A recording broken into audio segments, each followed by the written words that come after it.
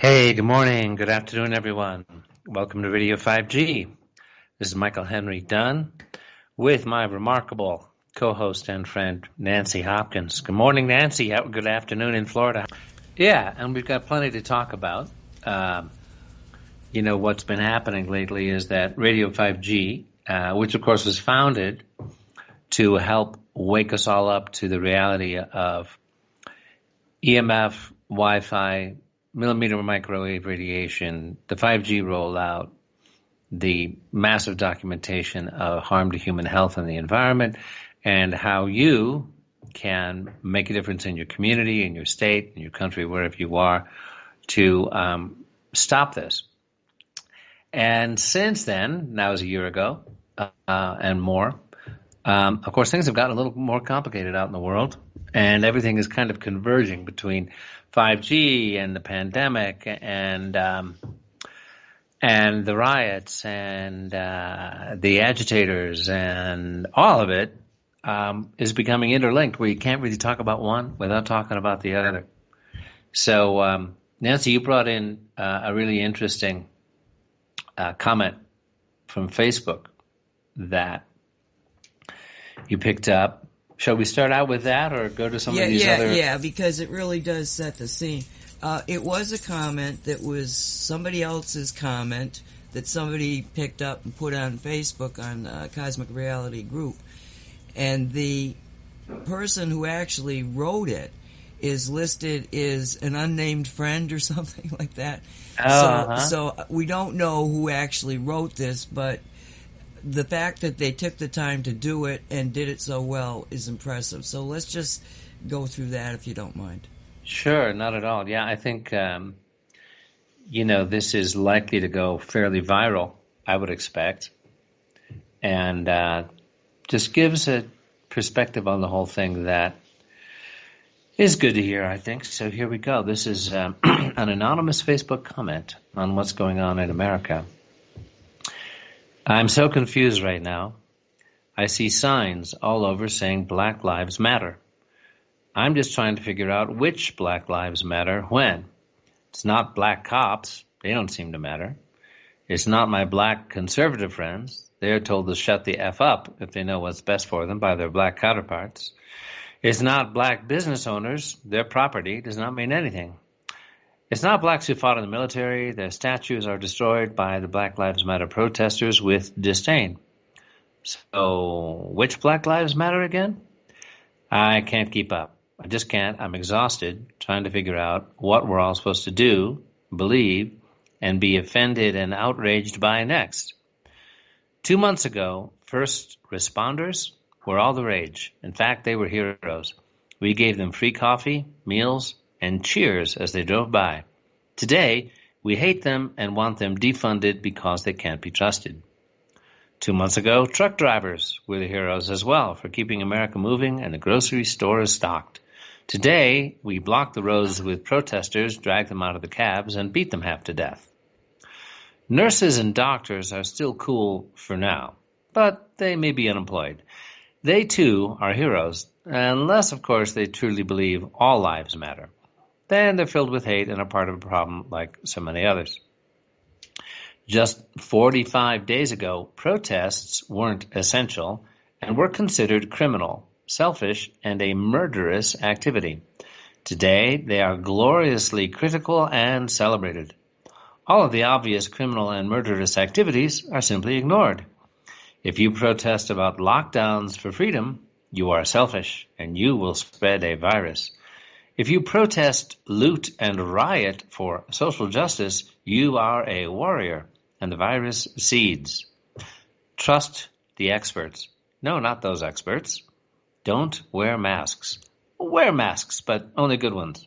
Wait, don't wear masks. Wear anything as a mask. Wear a pair of underpants as a mask. That was me. I just threw that in there. Never mind on the masks. Not sure, but if you don't, you hate people because you could be an asymptomatic spreader. Wait, that's not a thing anymore? Okay, for 3 months, nothing was more important than social distance. In fact, we gave up all of our liberties for it. We canceled schools, medical and dental procedures, It allowed the murder of babies, canceled activities, closed businesses, eliminated every spring rite of passage from prom to graduation, denied people funerals, even at Arlington, and we wrecked the economy, all for social distance. Then came social justice, and social distance was no more. Now things are more cut and dried, though. 1,000 people at 3 memorials for someone they never even met, it's a matter of respect. But you can only assemble 100 or less people. Black lives matter. Of course they do. But multiple black police officers and individuals were killed during the, quote, peaceful protests. I don't see any outrage. Black individually owned businesses burned to the ground. Silence. Deadliest weekend in Chicago. Nothing. So I'm really confused now. Look at the data. No, not that data. Do the math. No, you can't do the math like that. Only the experts can understand the data and the math. What? Do you mean other cities, states, and governors are interpreting the data differently? Pools are safe in Indiana, but not in Michigan. Playgrounds are safe in your town, but not mine. Amusement parks are safe in Florida, but not Ohio nor Michigan. Just listen to the black community leaders. No, not them. If you are silent, you are part of the problem. If you speak, you are part of the problem. If you have to ask, you don't understand. If you don't ask, you don't care. It's all so predictable, tedious, and exhausting. Nothing adds up. It's one gigantic common core math life problem with ever-changing denominators. I'm sure the media and politicians are eagerly ready to solve for us until the next crisis. So for now, I cry because I love my friends and my family no matter their color. And I pray God will heal our land and bless the United States of America. Well, I think that's practically revolutionary. And I'm certainly intending to share it. Thing I love about it is it's probably guaranteed to ruffle every feather on every side of every part of the question. Yes, and we just read it, so we're doing our job. Yeah, we are.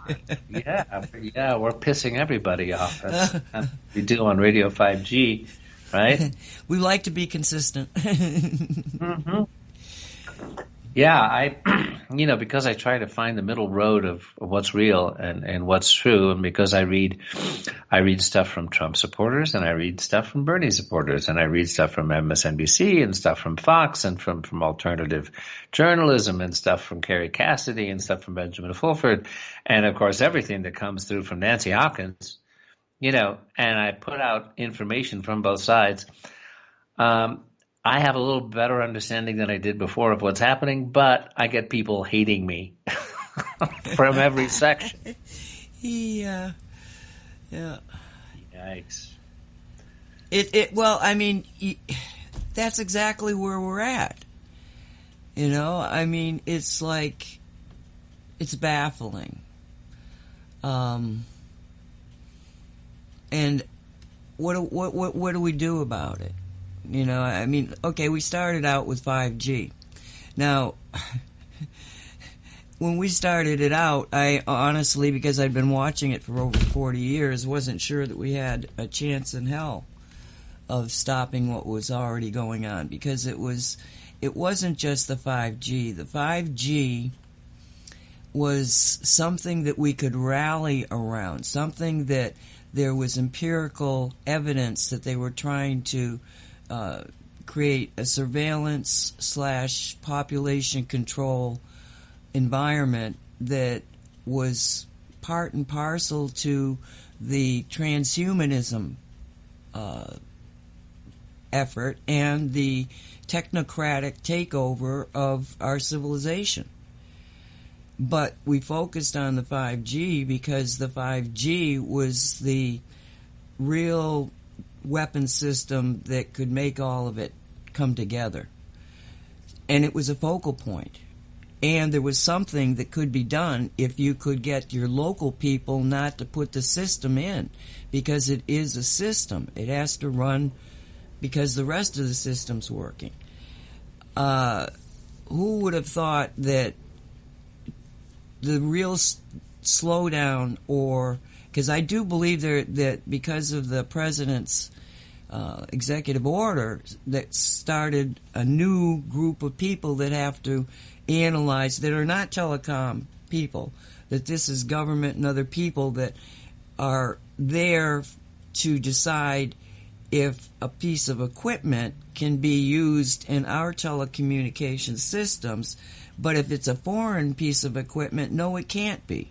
And because the 5G is predominantly 5G made by China, then how are you going to, it's like they're not going to have the stuff to make it. That's what I'm counting on right now. But it's also, we were having that terrible problem of trying to make people understand. Wake up. Because, okay, we can show you, we can demonstrate to you the science and the dangers of it, and, you know, you can have 5,000 plus people that are scientists sign a petition saying, stop this, you're insane, you know, and still, you know, so many people just blew us off. Well, now you've got the same kind of narrative of complete control, but it's done because of this lockdown, because of a so-called virus that is maybe alive. No, it's not alive. It's dead. You can't catch it. I mean, all of the crazy crap that this unidentified friend exceptionally well put it together.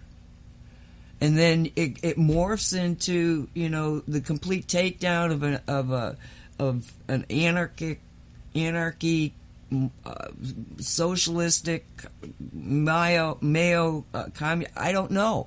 It's like, whoa, what's happening?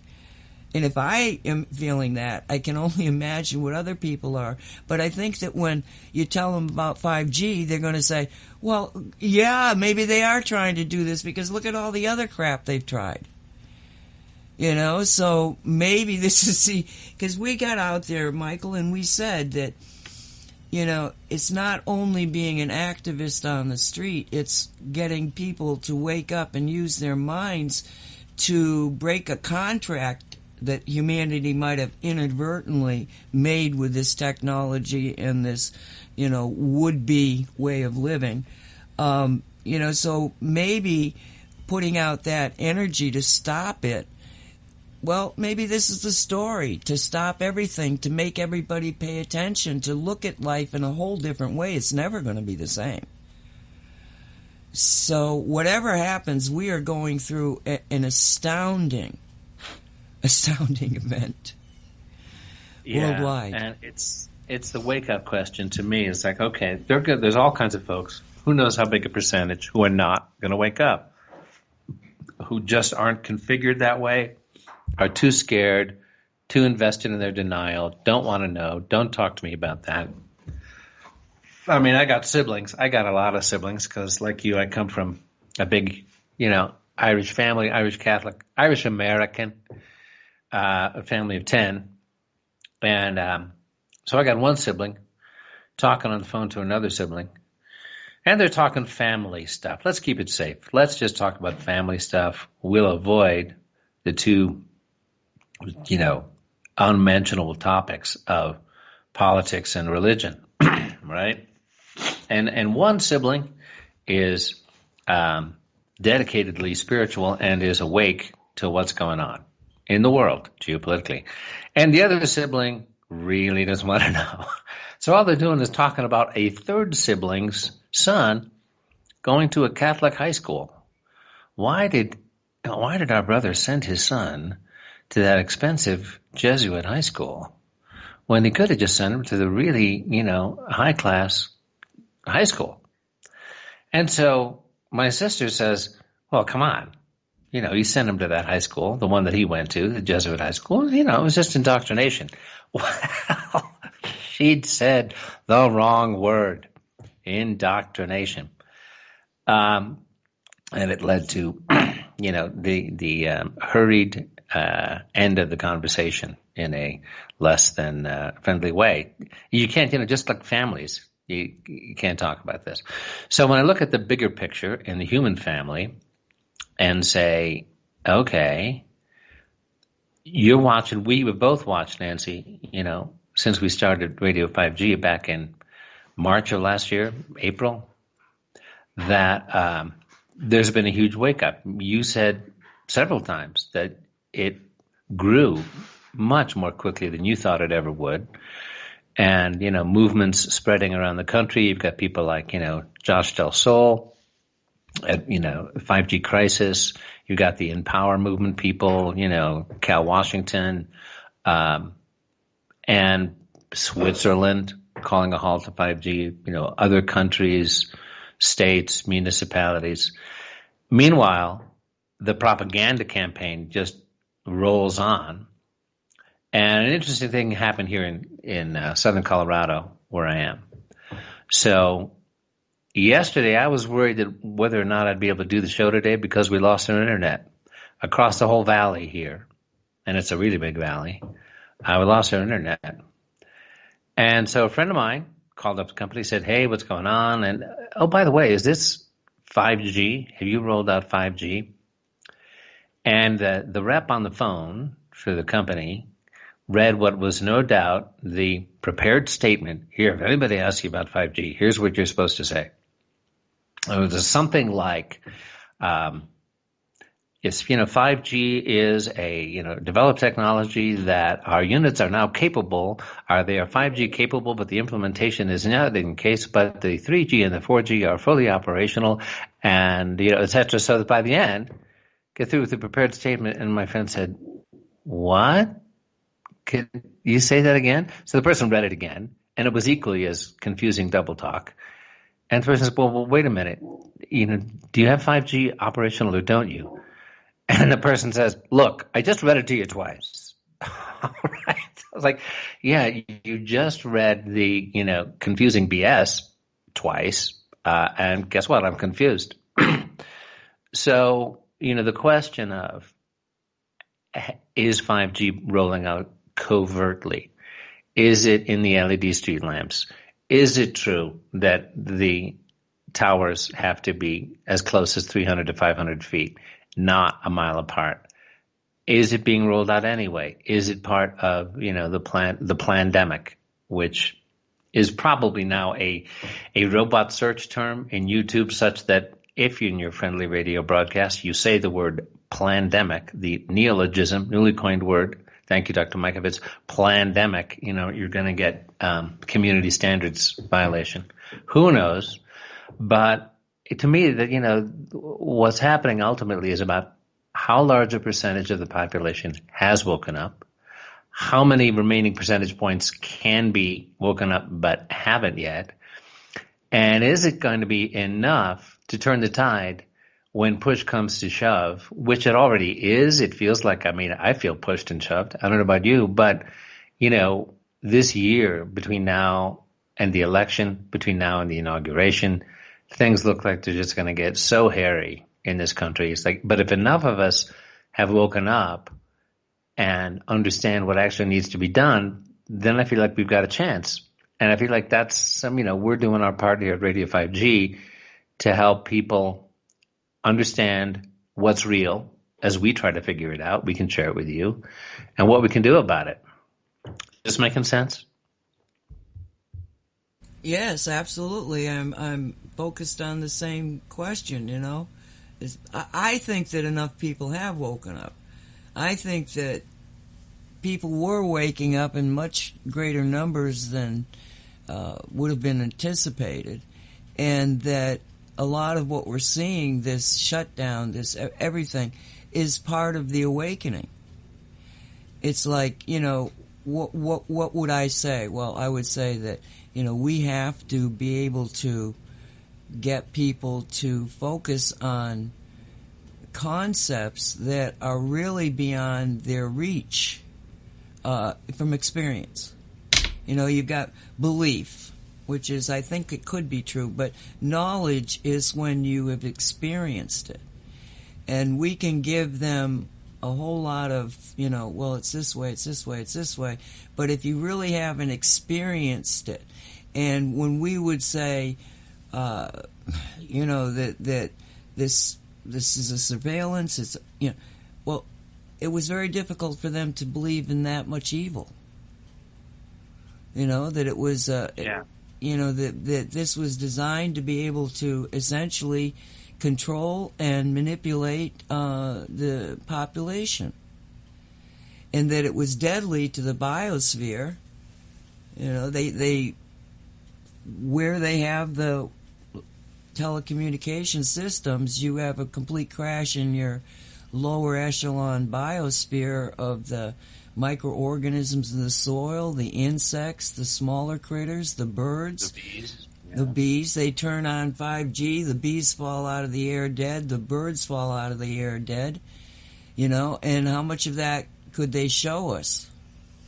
Because you'd show people and it was beyond their comprehension of the evil. Yeah, because you go, well, wait a minute, everybody needs the birds and the bees and the plants, right? Why would they destroy them? It's like, okay, shall we get into that, And then our friend Mark Steele starts talking about a kill grid and, good versus evil. And a lot of people's brains shut down. Well, okay, let your brain shut down, but still let's just look at the evidence. Just look at what's happening.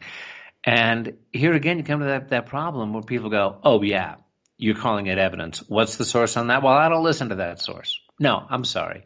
I put out a link we're going to share here in a minute about the science, the pseudoscience behind the masks, and how science is being used, just trotting out, well, the scientific evidence shows. Well, whose scientific evidence? According to what methodology, and with what, inconsistencies and errors in the numbers just kind of smoothed over. Science has to be replicatable. Do this and you'll get these results. Well, if there's an agenda behind something that they're going to trot out as science, you're going to find that things like inconsistencies in the methodology, numerical errors, and an inability to replicate it are all going to be kind of smoothed over while they're parading it up and down CNN and MSNBC as scientific fact. Don't pay attention to the crazy conspiracy theorists, because here is what, the NIH and Dr. Fauci are telling us. And this guy, at this link we're going to share here in a minute, and this is from technocracy.news. And by the way, that is not in favor of technocracy. That is exposing technocracy, about the miserable pseudoscience behind face masks, social distancing, and contact tracing. And, I put this out there, and I had friends, long-time friends from my spiritual community, who know me, I hope, as a reasonable, intelligent, fairly mature guy, and I put this up there, and I don't get a one-word response. I get a two initial response from, a well-known volunteer person at my spiritual community, and all she says to me is just BS. And I had to say, that's not actually a reasoned response to the evidence presented here about the difference between pseudoscience and science. So, just saying BS it's not actually a conversation or an argument or a counter proposal of what two people might reasonably discuss who are interested in arriving at the truth. But that's what we're dealing with is that kind of reactivity from people who just, I do not want to know, and, oh, that's your source. Oh, well, technocracy.news, Well, have you looked into it? Do you know what it's about? Well, the New York Times says, okay, have you looked into the New York Times?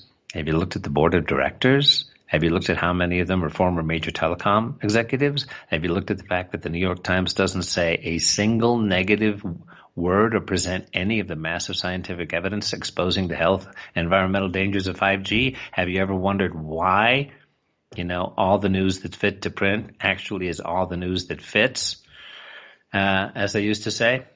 Anyway, So do we want to move into this, looking at this article here, Nancy? Yeah, go ahead. Okay, so this is from Technocracy News. And just to let everybody know, because why not? Let's actually do what these people asked me to do. Say, well, who is Technocracy News? Why should we be listening to them? Okay, well, just to let you know, Technocracy News, Patrick Wood, editor-in-chief, this is what he says about himself. Leading and critical expert on sustainable development, green economy, Agenda 21, 2030 agenda, and historic technocracy.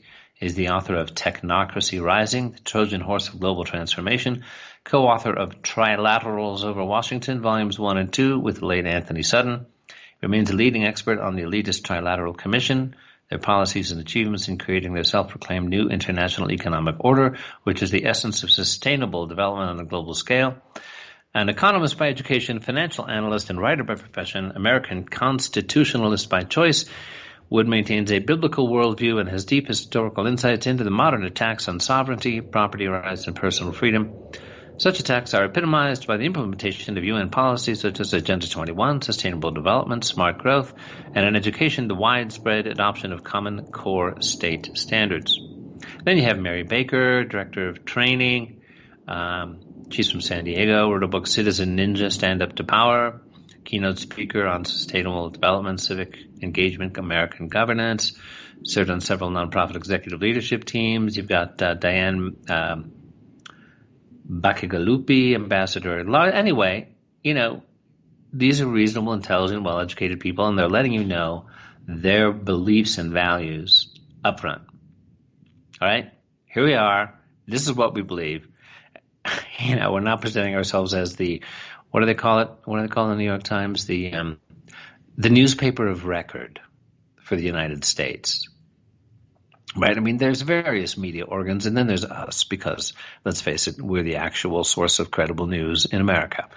Well, provided you just want to get, the major telecom and corrupt financial elite point of view on things. Okay, so here we go with the article from technocracy.news, which seems to me worth people's time to check out. Posted by Patrick Wood, June 19th. Once upon a time, there was something called science. It included the discovery of truth about nature, the elements, the universe, etc.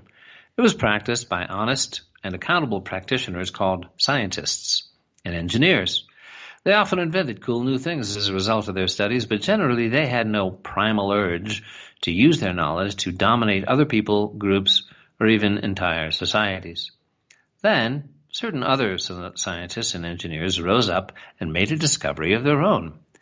If true science was ever so slightly skewed and engineering disciplines were applied to society at large, they could indeed use their knowledge to dominate and control other people, groups, entire societies, or even, heaven forbid, the whole planet. The first group pursued science. The second group pursued pseudoscience. Merriam-Webster defined pseudoscience as, quote, a system of theories, assumptions, and methods erroneously regarded as scientific. The Oxford Dictionary clarifies by stating, quote, a collection of beliefs or practices mistakenly regarded as being based on scientific method. Pseudoscience quickly emerged as the principal domain of technocrats. But they soon found that scientific debate with those promoting real science was most inconvenient to their social engineering goals. Their solution was simple: claim that their own pseudoscience was indeed the real science, and then refuse debate by excluding all other voices to the contrary. So in the context of pseudoscience, this report will examine the three primary tools of fighting the bug: face masks, social distancing, and contact tracing. Okay, so for face masks, the Occupational Safety and Health Administration, OSHA, we all see, we see posters from OSHA at a lot of our workplaces. advising everybody what's safe in that workplace, right? Their website plainly states that cloth face masks, quote, will not protect the wearer against airborne transmissible infectious agents due to loose fit and lack of seal or inadequate filtration. Okay, that's OSHA. What about surgical masks? OSHA is clear here also that they will, quote, not protect the wearer against airborne transmissible infectious agents due to loose fit and lack of seal or inadequate filtration. But then, right under these statements, OSHA has furiously backpedaled by adding a frequently asked questions section on COVID-19 directly underneath and stated, OSHA generally recommends that employers encourage workers to wear face coverings at work. Face coverings are intended to prevent wearers who have coronavirus disease 2019 without knowing it, i.e. those who are asymptomatic or pre-symptomatic, from spreading potentially infectious respiratory droplets to others. This is known as source control. Consistent with the Centers for Disease Control and Prevention, CDC, recommendation for all people to wear cloth face coverings when in public and around other people wearing cloth face coverings, if appropriate for the work environment and job tasks, conserves other types of personal protective equipment, PPE, such as surgical masks for healthcare settings, where such equipment is needed most. So, wearing a face mask cannot protect you from getting COVID, but it is supposedly able to keep someone else from getting it from you. Okay, OSHA is speaking out of both sides of its mouth when it calls source control, likely puts the real motive out in the open. Since you are the source, it's about controlling you. There is no true scientific rationale for anyone but the sick and medical workers to wear masks. The true healthy have no business wearing a mask, period. But what about asymptomatic carriers? On June 8th, 2020, okay, so let's remember, today is June 24th. Okay, so this is 2 weeks ago. Maria van Herkevy, PhD, head of the World Health Organization's Emerging Disease and Zoonosis Unit, released a compilation of a number of contact tracing programs from various nations. And she plainly stated, quote, from the data we have, it still seems to be very rare that an asymptomatic person actually transmits onward to a secondary individual. Again, this is the head of the World Health Organization's Emerging Diseases Unit. On a compilation of contact tracing programs from various nations. And this woman says, from the data we have, it still seems to be very rare that an asymptomatic person actually transmits onward to a secondary individual. This writer hates to think what happened to Dr. Herkevy overnight at the hands of her World Health Organization handlers, because the next day she also furiously backpedaled and stated, well, I used the phrase very rare, and I think that that's misunderstanding to state that asymptomatic transmission globally is very rare. I was referring to a small subset of studies. Well, let's review again what she said. She said, from the data we have, it still seems to be very rare that an asymptomatic person actually transmits. So it's clear that her first statement naively repeated the clear facts of the matter, but did not follow the World Health Organization's justification for non-infectious people to wear masks. In fact, the entire mask-wearing narrative hangs on the single pseudo-scientific idea that asymptomatic people can spread the virus. And this is just Michael Dunn chiming in for a second here, is if asymptomatic people cannot spread the virus, guess what goes out the window? Social distancing, the lockdown, and increased government control, increased surrender of our civic liberties. If the asymptomatic thing is exposed as pseudoscience, that all goes out the window. Well, cui bono, as they say in Latin, which means who benefits. All right, let's follow on this. In a recent Technocracy News article, authored by the highly respected neurosurgeon Dr. Russell Blaylock, titled Face Masks Pose Serious Risks to the Healthy, he concluded there is insufficient evidence that wearing a mask of any kind can have a significant impact in preventing the spread of this virus. So Blaylock represents real science.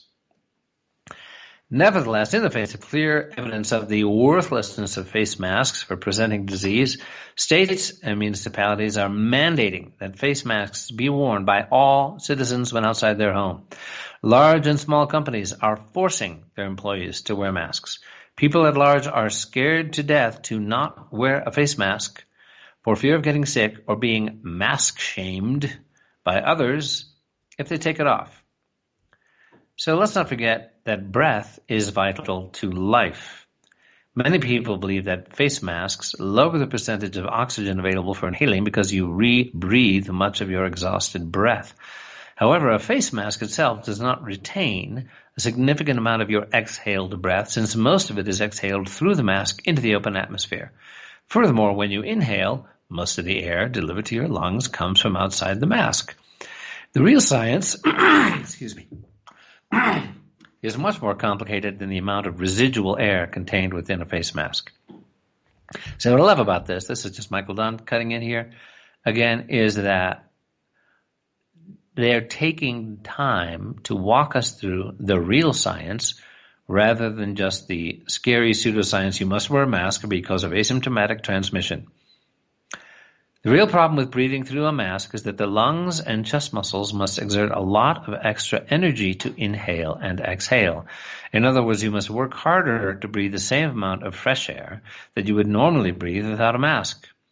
For this reason, those who already have impaired lung functions, minor as they may be, should never wear a mask unless it is for a specific purpose for a very short period of time.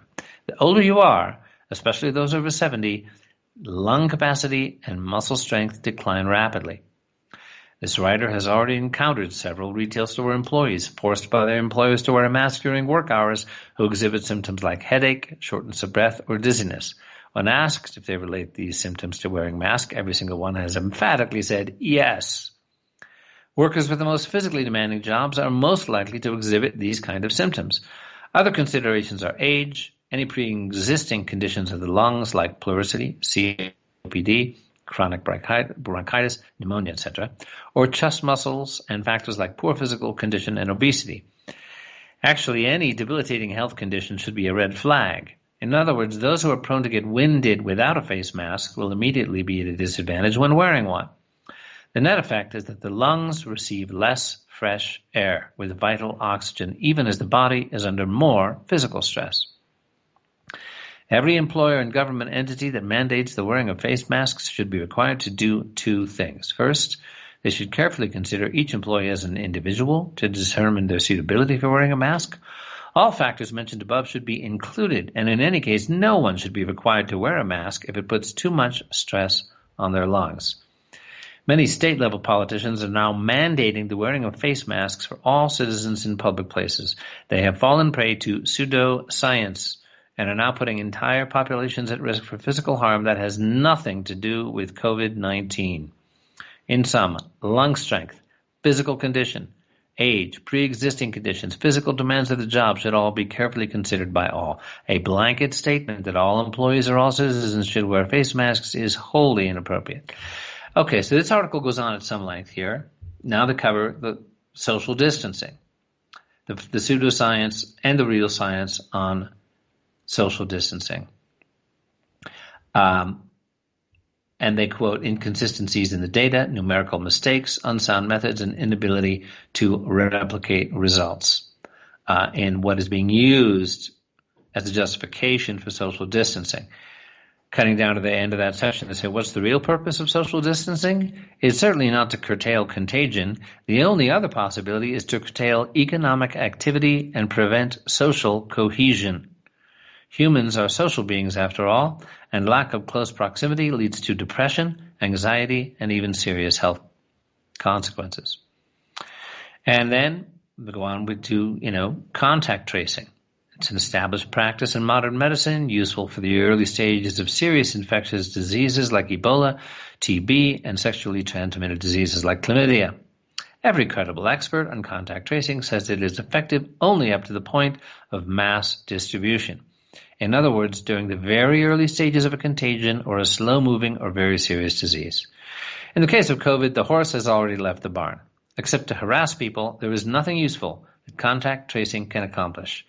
Yet almost every state in America is implementing a wide-ranging contact tracing program that may ultimately employ some 300,000 tracers. CDC states that contact tracing will be conducted for close contacts, any individual within 6 feet of an infected person for at least 15 minutes, of laboratory-confirmed or probable COVID-19 patients.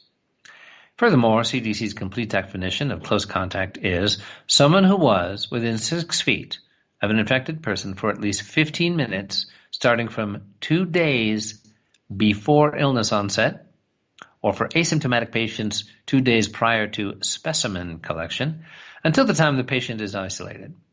So if you're exposed to such a person, your personal information will be collected and you'll be contacted by the tracer to be instructed to quarantine for up to 2 weeks. The infected person could have been mistaken about having contact with you. They could be someone who just wants to get you in trouble. If you live in Washington State, God help you, where all restaurants are now required to record the contact information of every patron, geez, I had no idea about that, you might not have a clue who is infected, but you'll be quarantined anyway. Now, the CDC's declaration of 6 feet above takes us back to social distancing, where we just learned that from above there is no effect of distance on contracting COVID in the first place. Thus, finding that contact tracing misses the mark on 2 main points. First, the virus is too widespread throughout the population to make tracing effective, and second, the criteria of 6 feet for defining a contact is bogus.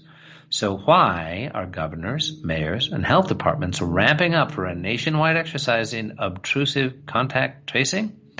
Again, pursuing a path of pseudoscience, the intended outcome is control over people. And this is me cutting back in again. So, I'm going on at some length here, Nancy, but I think it's worth it. This is a really excellent article. What's the intended outcome? At the beginning of this article, they pointed out there's real science, and then there is pseudoscience, which was adopted by technocrats, in other words, those who want to exert control over society in order to control the people. And that is the ultimate justification, and not just the justification, it's what we see happening. The intended outcome of this is control over people. That is what technocrats are all about. And technocrats, you want to talk about Elon Musk, Bill Gates, etc. Conclusion: the American public is being spoon-fed a steady diet of pseudoscience in order to justify the wearing of face masks, social distancing, and contact tracing. Yet the actual science points in the polar opposite direction. Furthermore, those who try to present the real science are shamed, ridiculed, and bullied for having such narrow-minded views. This is a clear sign of technocrats at work. And oh, by the way, guess who controls social media? It's the technocrats. Guess who controls YouTube censorship? It's the technocrats. Guess who slaps a community standards violation on you if you actually dare to bring forward the real science here? The technocrats. So this is a clear sign of technocrats at work. Instead, these are the ones who should be exposed, shamed, and ridiculed. In sum, these dangerous and destructive policies are designed to curtail economic activity, break down social cohesion, and control people. Moreover, they fit the original mission statement of technocracy dating back to 1938. Quote unquote, technocracy is the science of social engineering, the scientific operation of the entire social mechanism to produce and distribute goods and services to the entire population. It's highly doubtful that most state and local leaders understand the lack of real and verified science behind their actions and mandates. Nevertheless, they are implementing policies that are destructive to our economic system, harmful to our personal health, and ruinous to personal liberty. And this writer suggests you print multiple copies of this report and deliver it to every political leader, every commercial establishment, all family and friends, etc. And again, this is by Patrick Wood, who is the editor of Technocracy News and Trends. We're going to have this link for you. You want to go to technocracy.news. So there you go. I think you're not remembering that one of our first shows back in 19 was on Mr. Wood and technocracy. We actually did a show. Yeah, we didn't have him as a guest, but we... No, he was, I believe I think he might have been part of the 5G conference there. What did they call it? Right, 5G Crisis Summit. Crisis Summit, yes. Yeah, yes. That was Josh Del Sol's thing. Right. And they had a great lineup of people. I think they had Robert F. Kennedy Jr. on there, among other people. Right. And I believe we played the an hour of him and then talked about it. So I'll put that link to that show up.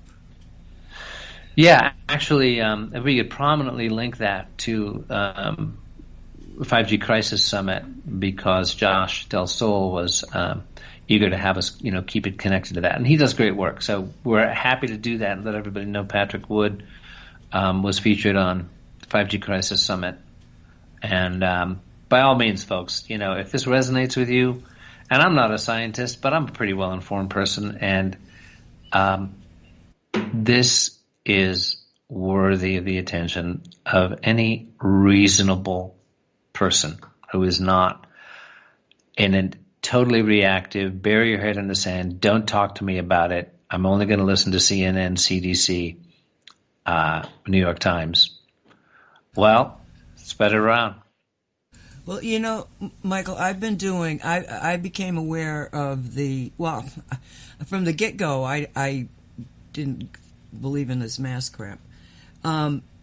But there's a woman, Peggy Hall, who started in California to really look at the question of the mask. And she did I think it was a YouTube video, a Facebook video. I think that's how it started out. But she went back to the OSHA regulations regarding masks. So I was on Say What, and I was talking about the masks. And somebody commented that, I was essentially talking BS, and they expected more from us, Well, then I directly, went after the question, because but the thing of it was that it was what I was saying was, I'm not telling you to wear the mask or not wear the mask. That's your decision. We're still, until further notice, in a country where free thought actually exists. So my point was to understand the vulnerabilities of people. This is said much better than the way I was probably saying it, because I'm saying, look, if you're not getting enough oxygen, your lungs are going to struggle. Therefore, you're going to end up with pleurisy that looks like COVID, and you're probably going to end up in the hospital for the wrong reasons. But that you have to be aware of exactly what the mask is all about and how you're breathing and all of this other stuff. Be informed. My God, it's your health we're talking about, or your child's health. For parents of these kids that, are under this, mask thing at the grocery stores. So you have to kind of just do your research. And that's all I was trying to point out. And this person went ballistic.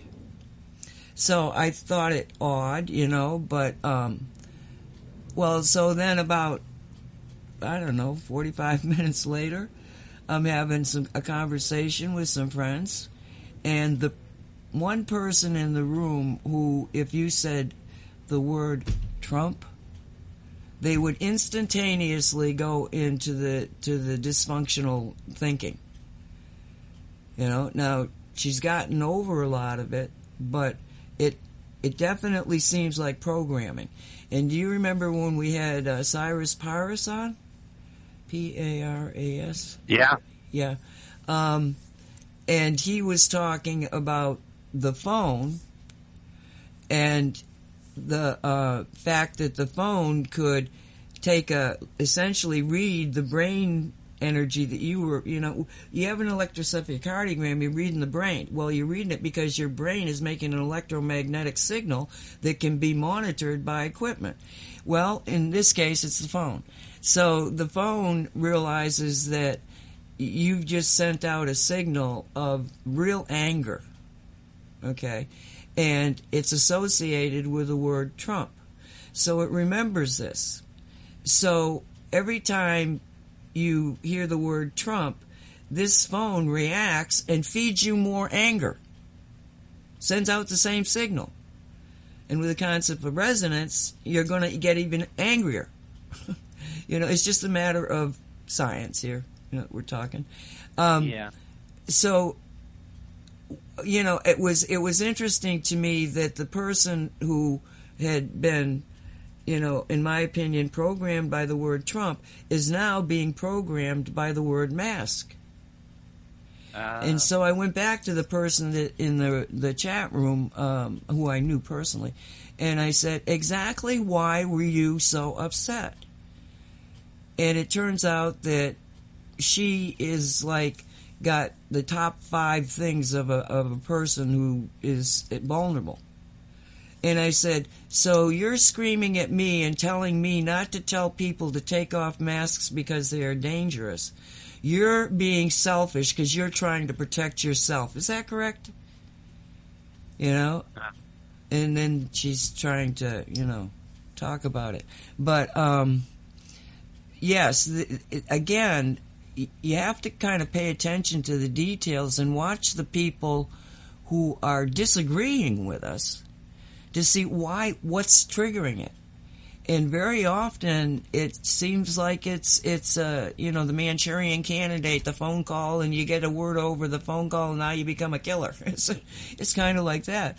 So I was talking with my friend Peter, and he said he's sensitive, so he knows all sorts of things about the subject.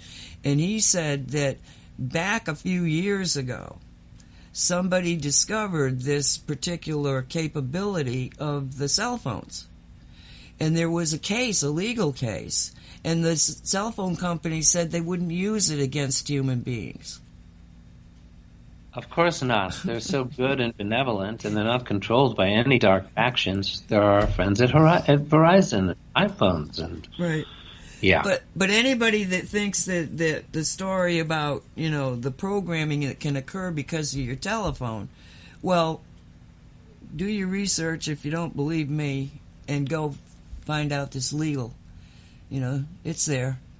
A legal case. Yeah, it gets to a point where the capabilities of technology and the consequences of following, what we're calling real science, like we're talking about here, the idea that your cell phone can selectively amp up electromagnetic frequencies in response to a certain word that will control your behavior.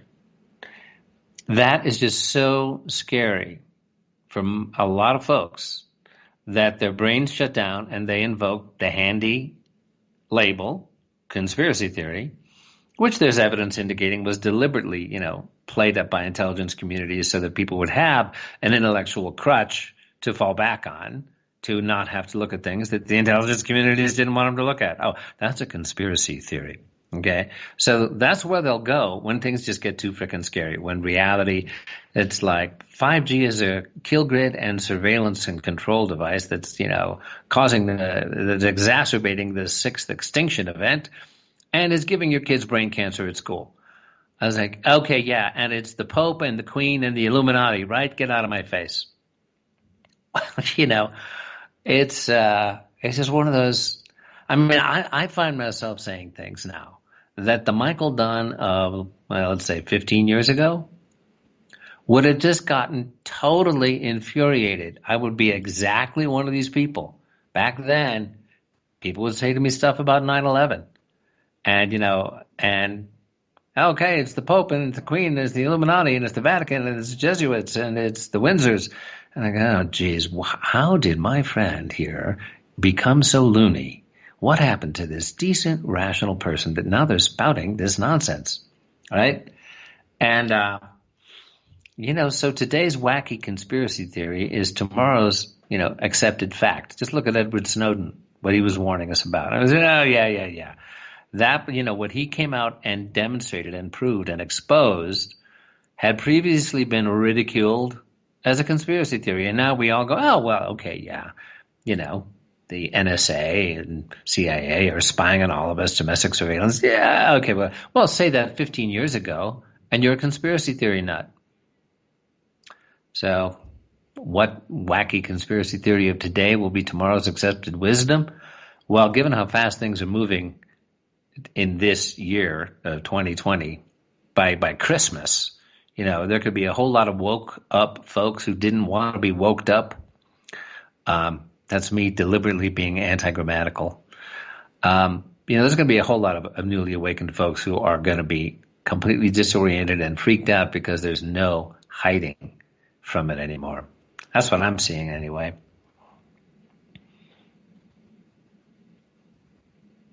How about you, Nancy? Nancy's jiving.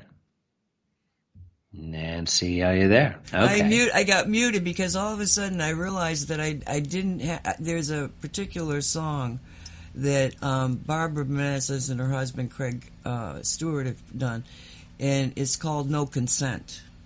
Okay, so I wanted to play it because on the Shungite show yesterday at this time, she actually they've got like 12 songs. I thought I had them all in my player, but the one that Shungite wanted to play, because she talks to Shungite, was this one, and I wanted to play it again because it's so really to the point in what we're talking about, and because of the no consent, we're giving no consent.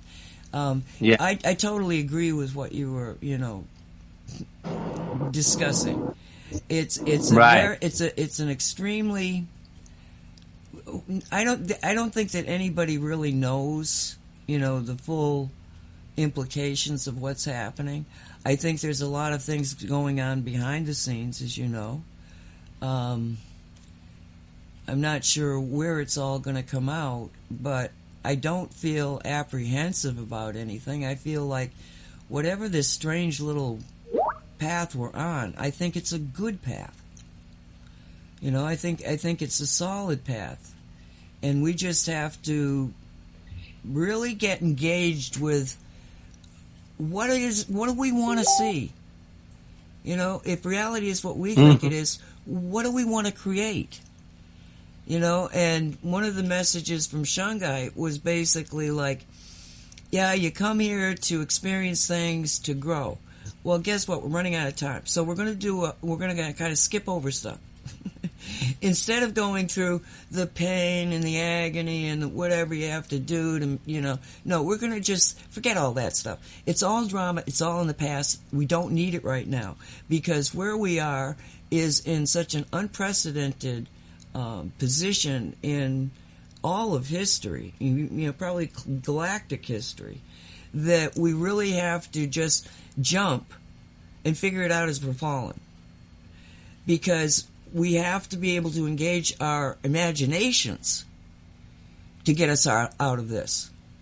And boy, I tell you, you get real imaginative when you've just jumped off of a cliff and you don't know how far down is. You will begin to, employ all of the let's say powers. It's more like talents that we have, and begin to make them skills. How do we project a good positive feeling around us? Let's really kind of engage ourselves in figuring out what it is we can do. And one of the things we can do is we can play music like this, because this is based on some two people that I highly respect. Very grateful that they're in our lives, and the energy has itself does things to you. It clears you out. It gets rid of discordant crapola. So this is just under 5 minutes, and I thought we'd just take a break here with this song. Yeah, here we are, top of the hour on Radio 5G, and let's listen to some uplifting, vibrationally transforming music. We'll be back at you, folks.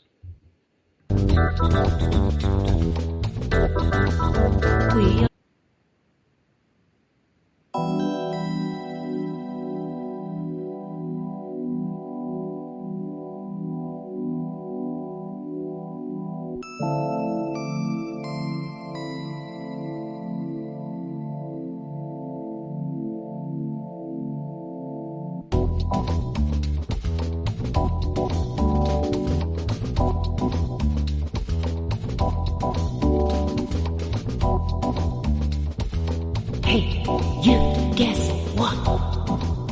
We are amazing. We are amazing. We are amazing.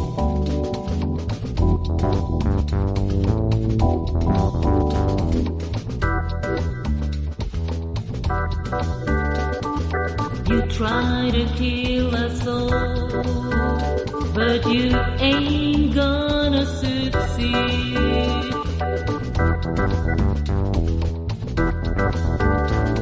No, no, we do not consent, we do not consent.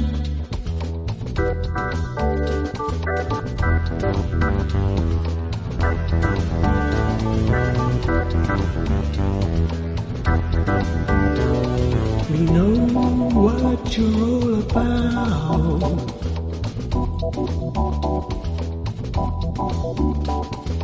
All your dirty work is standing out. We are amazing.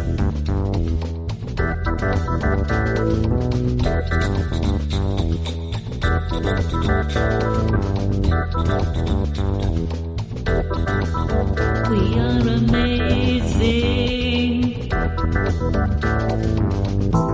'Cause now we know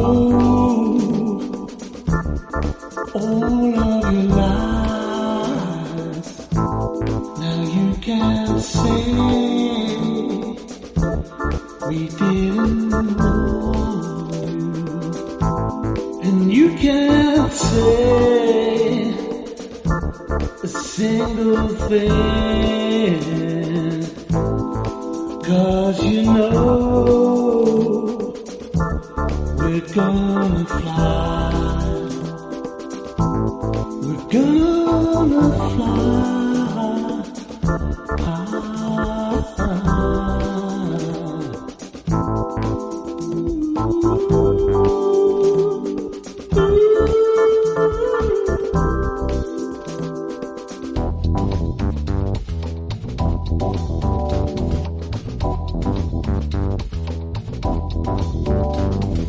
Come from the future, and we've seen all your moves.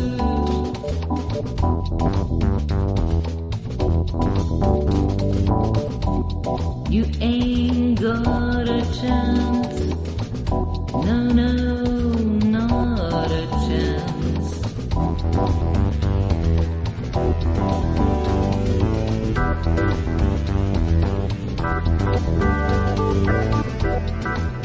'Cause yes, yes, we see all your moves. Yes, yes, we're slipping out of your time zone mess. It's enough.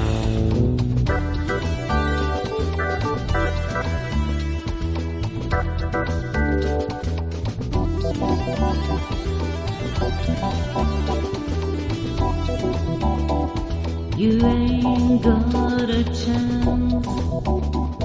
No, no, not a chance.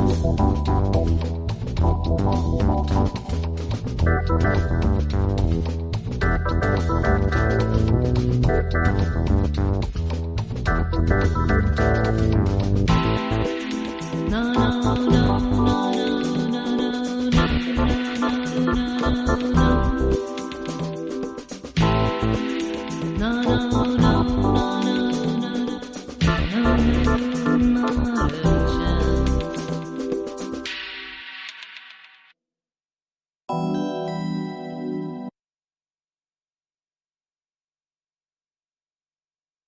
And we are back. Sorry about that. You there, Michael? I am here. Hello. Welcome back, everybody. Radio 5G. Michael Henry Dunn and Nancy Hopkins on June 24th, 2020. So we're taking you through the convergence between everything that's going on and 5G, and it's just pretty mind blowing. And today is a mystical date for those who are familiar with Freemasonry, cryptography, and Enochian magic. June 24th, 624. It's a magical number. Happy 624 to our good friend Alan Green. Anyway, back to our conversation here. Well, wait a minute. Wait a minute. Why is it a special date? Okay, I can answer that question. It's fascinating. If you want me to answer it, I will thumbnail it as best I can. If I go past 2 minutes, stop me.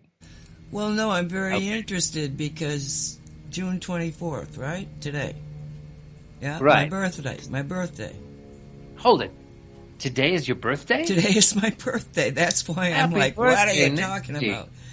Yeah, but God. I wouldn't have even thought about it if you hadn't started talking about happy birthday, mystical 24 June. Captain Hopkins, happy birthday. Okay. So all right. Give me the story.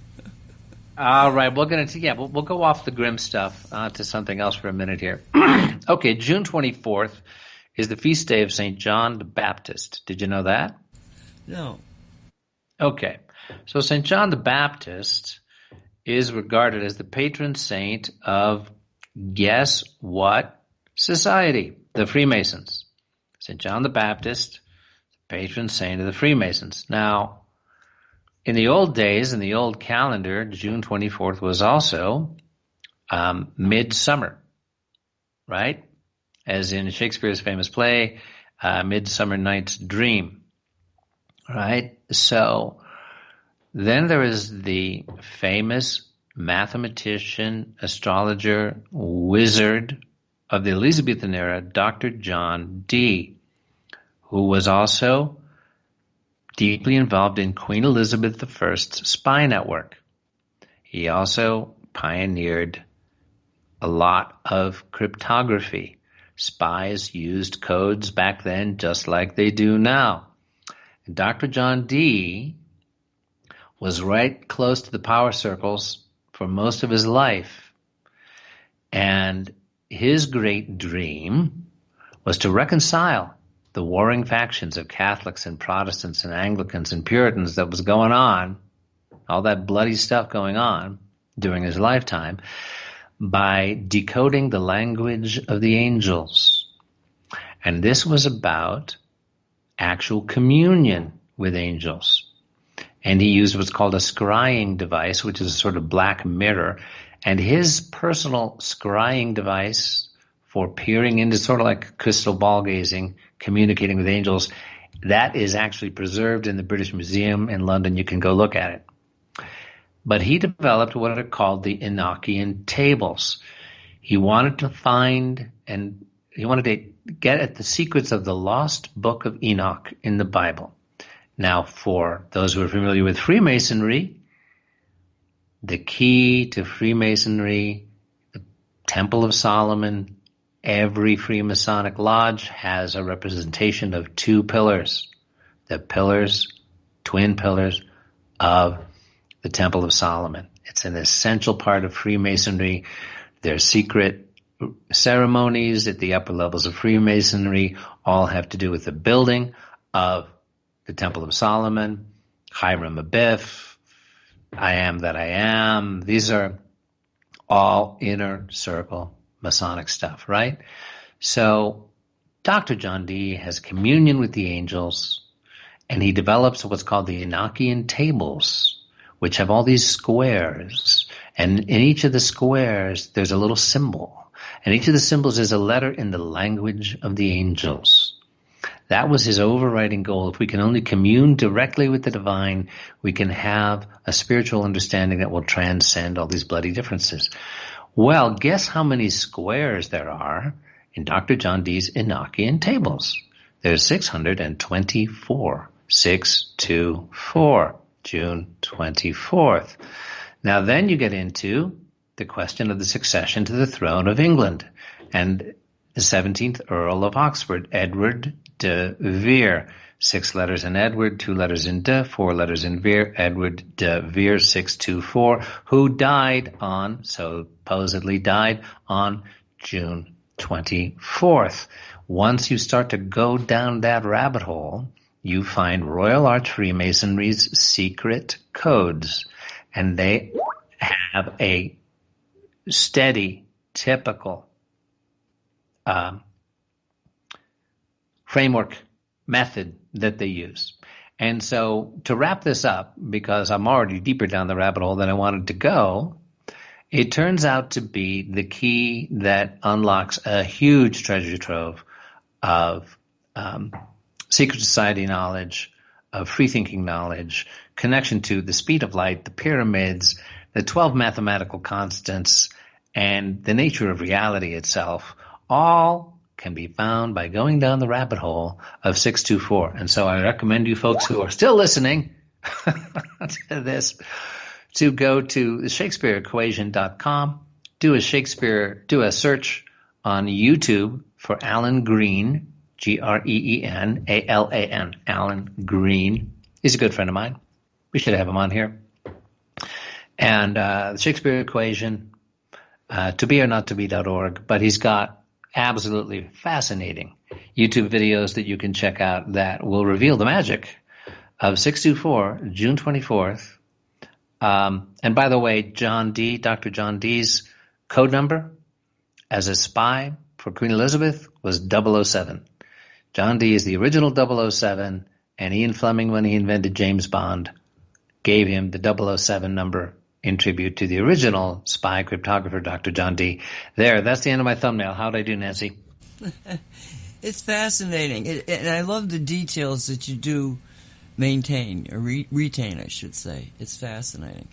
No, I've always wondered, because June 24 shows up in a lot of, on June 24th. I mean, I don't think it was Roswell, but I think it was the sighting of the fleet just before that by that one guy that said they look like saucers, and then it became known as flying saucers. What was his name? But anyway, June 24 is one of the UFO, points. That would have been probably 48. Yeah, well, one of the things about this, it's kind of like with 5G. You start to talk about 5G these days, and everything converges.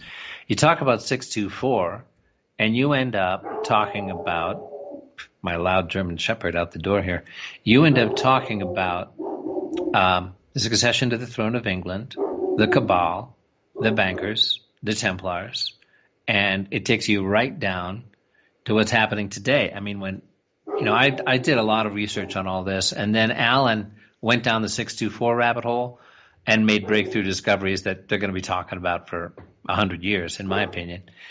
And I saw he shared these discoveries with me, and I said, Alan, you've got to get on the record with this, man. You've got to make a presentation at a scholarly conference at a university. And I knew of one coming up that I knew the director of the conference. I thought, hey, I can get you booked on this because what you have found is shattering, huge stuff. But you got to get on the record because somebody else will find it and steal it from you because it's just too big, right? So, but the thing about it was that when this is how this connects back up to our whole world we talk about on Radio 5G is that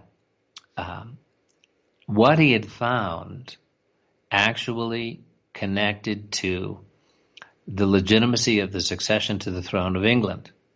And that, continues to have repercussions, shall we say, today.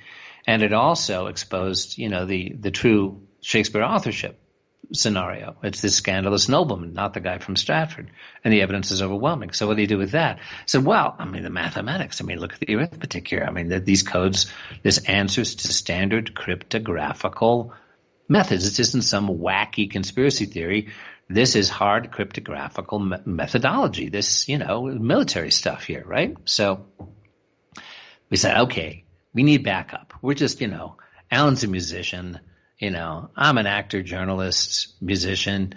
We need backup. We need to share this with the leading cryptographical expert we can find. So we looked up the leading cryptographical expert in the world, a guy named David Kahn.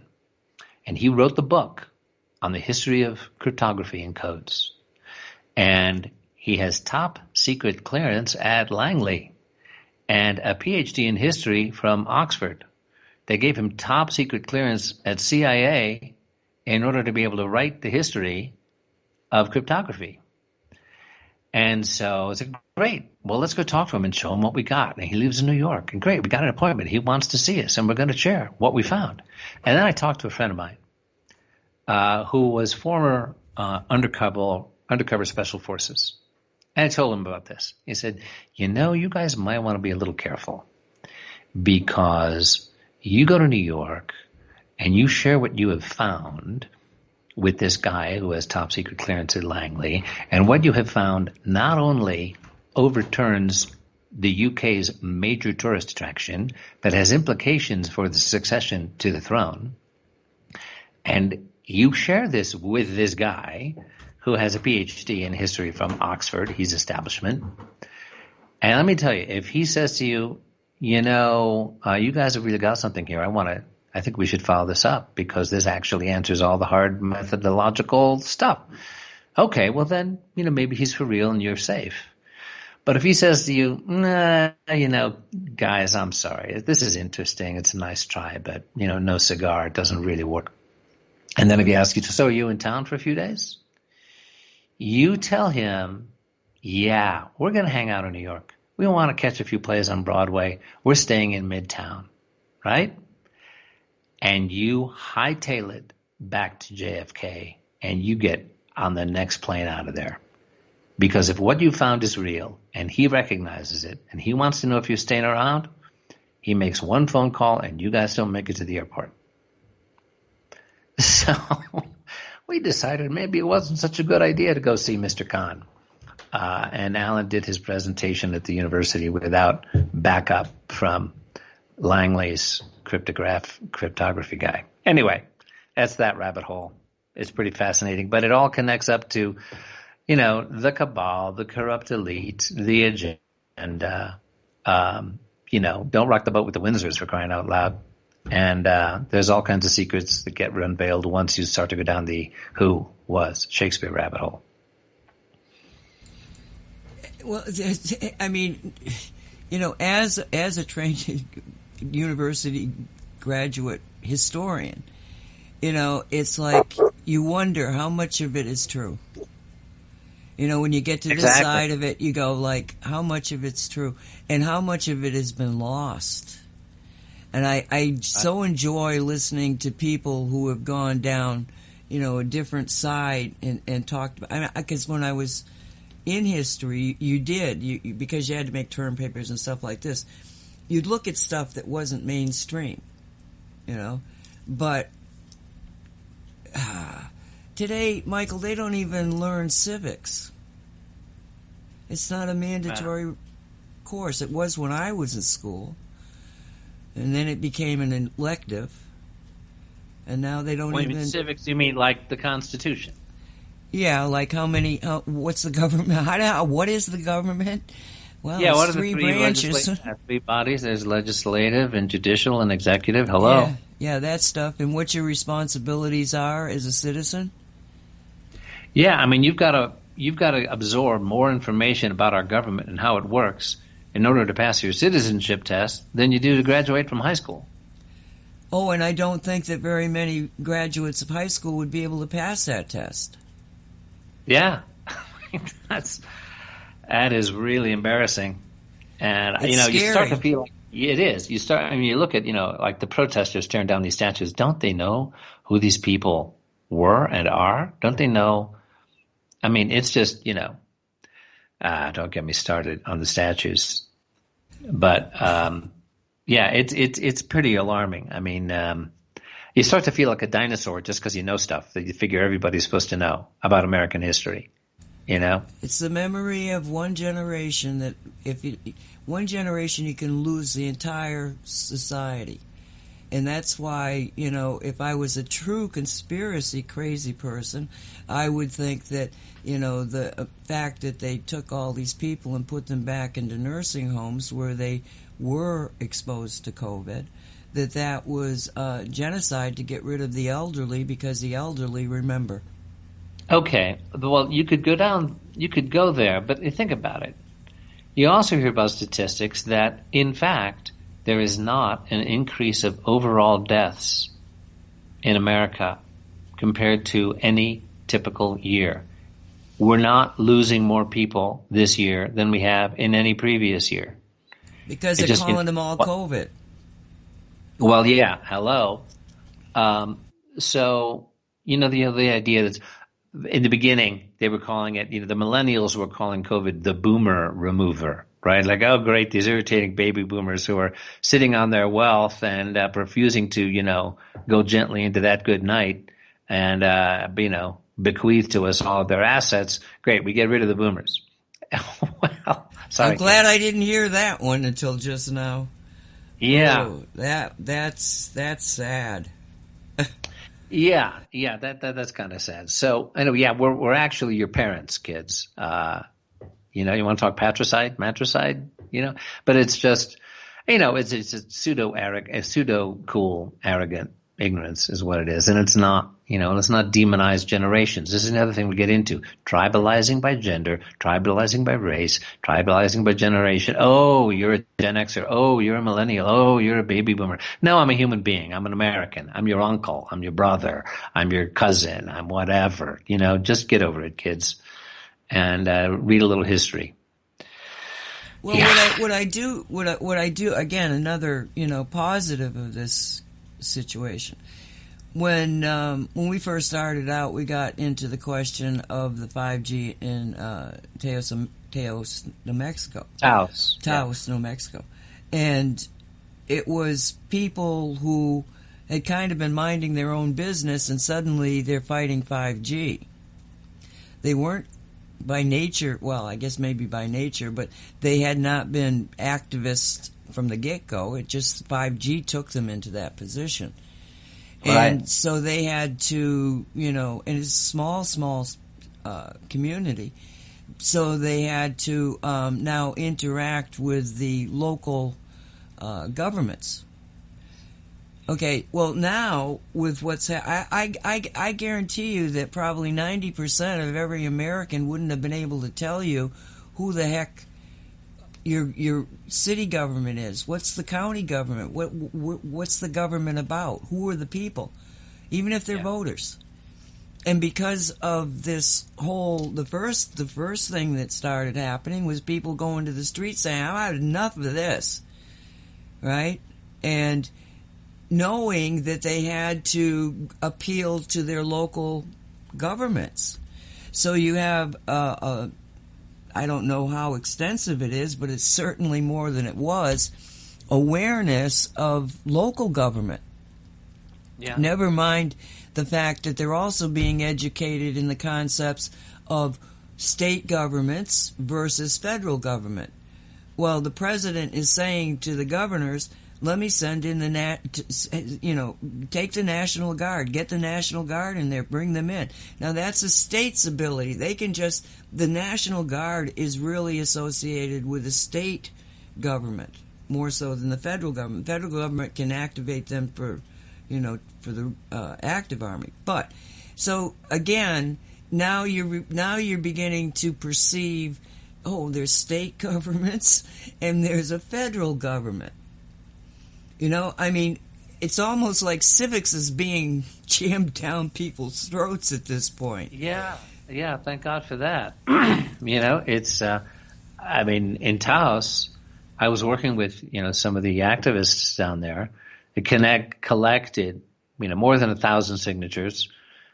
And it wasn't, just to stop 5G in its tracks. It was simply, yes, we should have a moratorium on the rollout while we examine the health issues before the county commissioners just fast track land use regulation changes in the language that would allow a backdoor accelerated no-look approval for fifth generation wireless. And they had their own guy get up on the stand. 300 people showed up at that county commissioner's hearing. Those commissioners were kind of freaked. They'd never had 300 people show up in this courtroom, for a county commissioner's meeting. And there was a lot of tension in that room, let me tell you. And their own guy got up and flat out lied under oath about the land use regulation language change purposes. He said, oh, this doesn't have anything to do with fifth generation rollout. The problem with that is that up on their own website, they had a YouTube video of the same guy under oath at the previous hearing saying, what we need is language change in the land use regulations for applications for fifth generation communications devices. In other words, 5G. So you get everybody waking up and going, does it matter that our civil servant is lying under oath here in front of everybody? But of course, they voted the party line, and Taos is now dealing with backdoor, fast-track approval of stuff. But now everybody knows who those commissioners are. And now you got a lot of really ticked-off folks. So I'm actually going to be reconnecting with some of our Taos folks to see what the consequences of that have been. But that's the kind of thing that people all over the country, like you say, Nancy, are, being forcibly wakened up to, because it's in our faces and we can't ignore it. And I'd like to ask you, as we look down the road here, the state and federal government questions and tension and who controls what and which states are going to go in which direction. But I see long term, whoever wins this next election, the other side is not going to believe it's real. Whoever wins, it's going to be called fraud by the other side. If it's mail-in votes, it's going to be massively chaotic, and it will have no credibility. We're looking at the next 4 years. I don't care if it's Trump or Biden. We're looking at some serious breakdown of federal control, which is probably a good thing. But then which states are going to go which direction? Which counties are going to go which way against the states? Because you've got like counties in Virginia that are saying, hey, we're Second Amendment counties. And then you got the state government going, well, we've got gun control legislation. I mean, it's kind of looking like one of those chaotic periods in history. And you can look back in history and see similar events where there was a breakdown of central authority. The local regions started to go their own way, and then regions within those local regions started to go their own way. And there's like a period of chaos. Well, I'm not advocating chaos, but I think because of the internet, because of our ability, hopefully as Americans, to just take care of each other, to have, local law enforcement that we trust and respect, to have local community organizations that are protecting everybody, taking care of each other, not going communist and not going fascist, just, the model I hark back to, go see It's a Wonderful Life a couple more times, the movie with Jimmy Stewart. Those are like free enterprise, helping each other out. The combination of those two things, those are the values in that movie. That's, what America is about. Anyway, end of speech. But it looks like this whole question of federal, state, county, we're all having to wake up to what's what, because it's falling down around our ears. And I think it's going to be like the next 10 years before it all shakes out. I hope not. Well, I hope it's let's look at the most similar situation in my lifetime is the fall of the Soviet Union and the Warsaw Pact, which I think was 86. It was 89. 89? Yeah. See, this is my dyslexic coming in. I flip those things. What you have is you have the Soviet Union that's essentially got state government type of things, okay? You've got, state organizations, state-like organizations. And then you got the communities and everything else. I mean, from a standpoint of just your layers of governments, it's basically the same. But you got the Communist Party that's in control of all those governments. Then you got the Warsaw Pacts, which are countries, and again, within the countries, these are much smaller countries. In fact, these countries, In some cases, 3 or 4 of them would fit into one of the states in the Soviet Union. So they're small countries, governments, less, let's put it that way. So we get to a point where there is suddenly a lot of unrest. I mean, to the point that within a month, the entire thing fell apart. Now, what happened? Yeah. What was the key to it? Well, you got people that have written, thousands of people have written books on this, but the real change was information.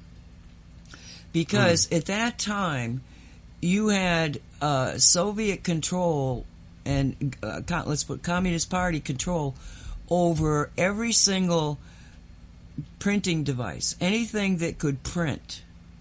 Okay, your televisions and anything that could broadcast, yes, too. But every single thing that could print had a serial number. You had to have a license to own that by the government, because they understood that the only thing that could bring them down was knowledge, information.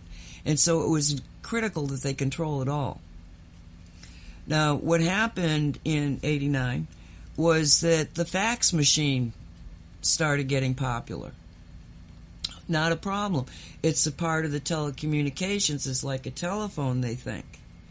What they missed was that if you got a fax message, you can say, print it 1,000 times. Now you've got a newspaper.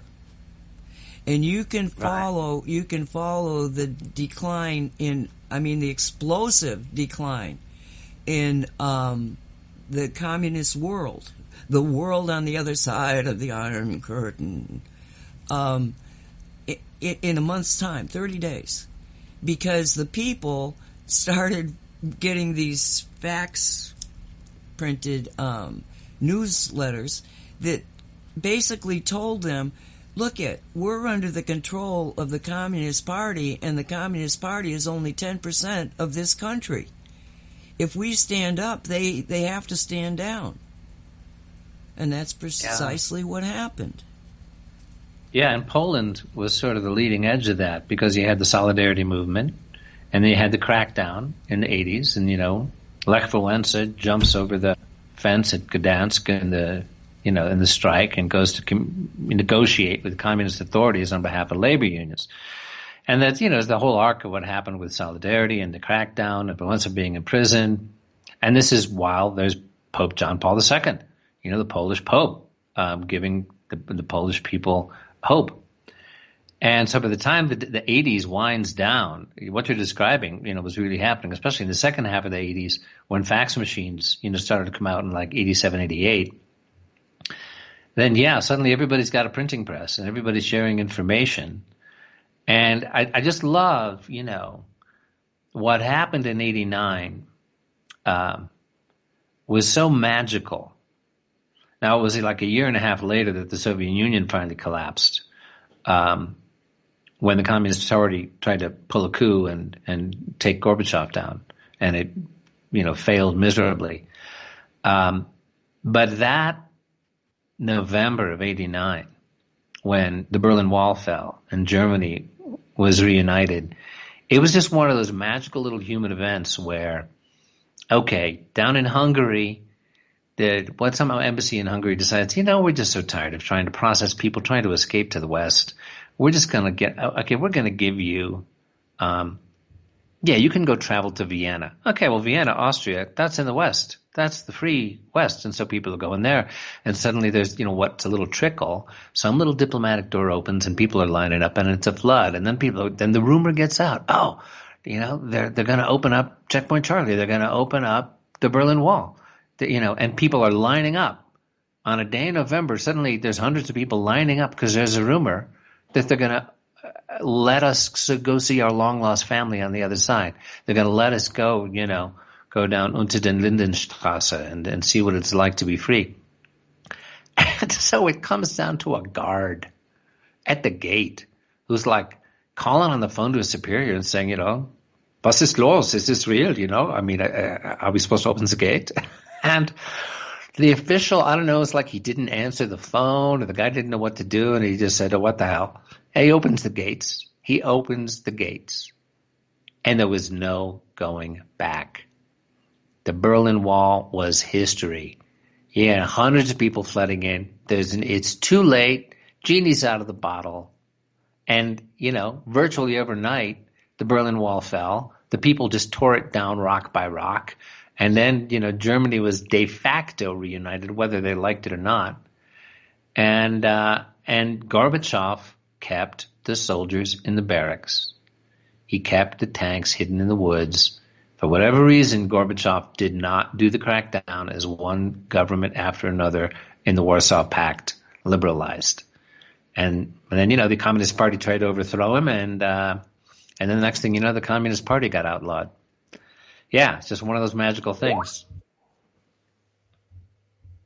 You're feeding me a question. Nice addition to it. Yes.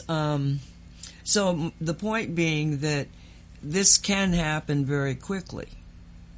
We've got instantaneous internet. We know what's happening. And it's not just, it's like, they're telling us what's happening. I mean, Fauci himself said, oh yeah, we lied about the masks, but now we're telling you the truth. Oh, really? Yeah, so why should we believe you this time again? Remind me again why we're supposed to believe you this time. Yeah. Exactly. I'm telling you, it's a very, very interesting time. But I think that everything can happen very, very quickly. Yeah, it feels like one of those times where, things changed with such blinding speed in 1989. And this is right after, let's not forget, it's right after the big democracy movement in China got squashed in Tiananmen Square with the massacres of the protesters in Tiananmen Square. I mean, it was going on all over the world. And I feel like we're in that kind of time now where, okay, here we are on 624, Nancy Hopkins' birthday. Happy birthday, Nancy. Where are we going to be come Christmas? What will have happened in this world between now and, Labor Day, let alone Christmas? It's a rapidly accelerating time. Things are going to have a feeling things are going to change with dizzying speed. Yeah, and this election, who knows? I mean, who could even bet on what could possibly happen before then? Yeah. Well, I look at it and I think, if you want to go back to the Soviet Union, the fall of the Soviet Union, it's interesting what actually happened there because as far as all of us in the West were concerned, the Soviet Union was this scary, monolithic, authoritative, totalitarian, scary reality. And then, poof, overnight, it fell apart and disappeared virtually like without a shot being fired, right? Well, how did that happen? Okay, it's because the conservative wing of the Politburo, got fed up between Shevardnadze and Gorbachev and glasnost and perestroika, openness and restructuring. And hey, we just lost the Warsaw Pact. We think it's time to take you guys down. So what happened is they had lost touch with how you're supposed to pull off a coup. These old guys in the Politburo just thought, we will just do this. We will take Gorbachev down. So all of a sudden, Gorbachev disappears. Do you remember that, Nancy? All of a sudden, the world reports, Gorbachev has disappeared, right? So this is like spring of 91, I'm thinking. And the Politburo comes in and says everything is under control. General Secretary is on vacation at the Black Sea or something, all this BS. And everybody knows it's a coup and he's disappeared.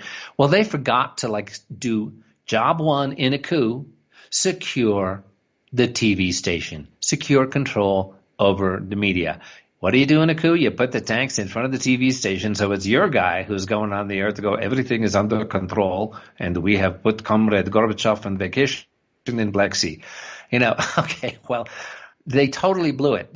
So that 2 weeks later, here comes Gorbachev back again, and now he's lost a lot of credibility as a leader because, he's been quarantined for 2 weeks while they try to pull off a coup. But before you know it, the Russian Federation, this country we used to refer to as Russia, reasserts her sovereignty. You got all the republics breaking away.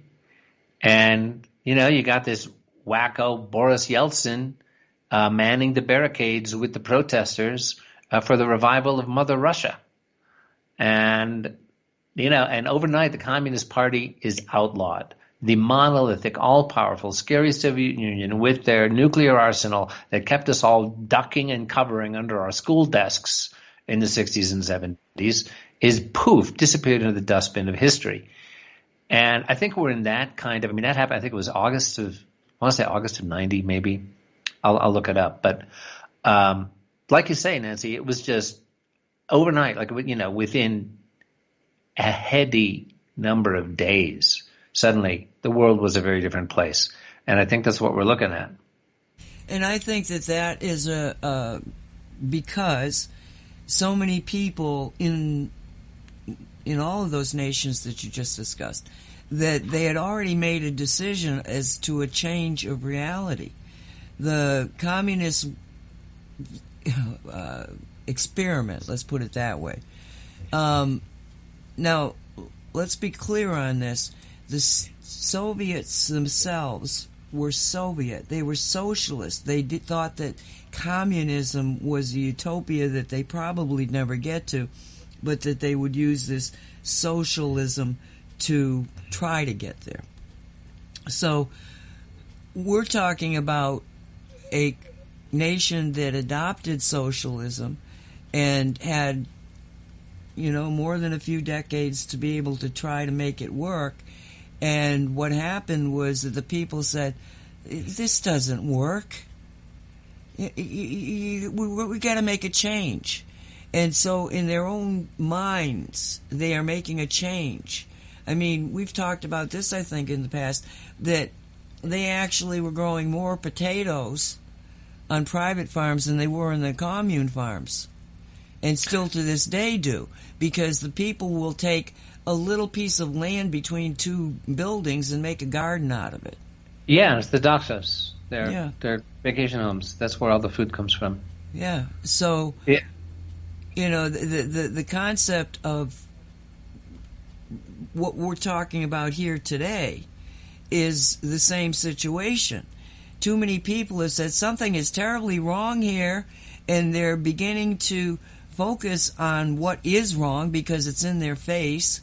And so, you're looking at all this. The first thing that we did today was this, and then there's this, and don't believe that. No, not them. That, that kind of thing. All of this malarkey. What is come under question by most people is, first off, does anybody know anything? Yeah, which is the specific goal of CIA. And it's the CIA. There's good patriots in CIA and there's corrupt factions, etc. Let's just say to induce total confusion among the people where they don't know what's real. And that way, no social cohesion, no organized movement against the corrupt elite agenda. That's the goal. And I think it's really only at the local level. When you talk about the wake up, and this is like what Gorbachev and Shevardnadze, who was his foreign minister, I think, they realized, just like what you're saying, Nancy, is like a lot of people, historians, point to Ronald Reagan coming out with his Strategic Defense Initiative, SDI, remember that, a.k.a. Star Wars? We're going to be able to shoot down missiles from space. We're going to be able to shoot down Soviet missiles from space. And he invests, billions and billions and billions of dollars into this.